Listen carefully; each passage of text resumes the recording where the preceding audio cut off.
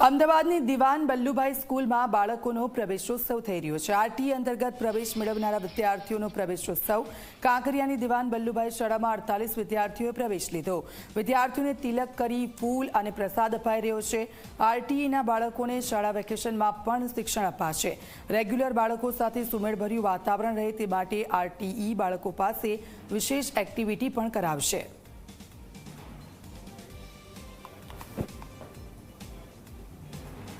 સરકારશ્રીની RTE યોજના અંતર્ગત પ્રવેશ મેળવનાર વિદ્યાર્થીઓને આવકારવા સંસ્થા દ્વારા પ્રવેશોત્સવનું આયોજન કરવામાં આવેલ છે।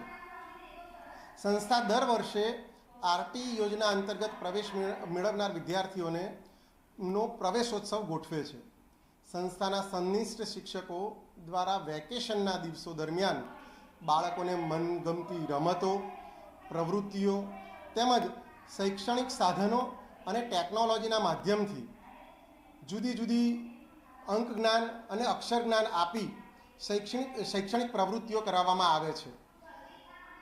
અમારી સંસ્થાના વિદ્યાર્થીઓની ક્ષમતાને સમકક્ષ બનાવવાનો આ પ્રયત્ન કરવામાં આવે છે।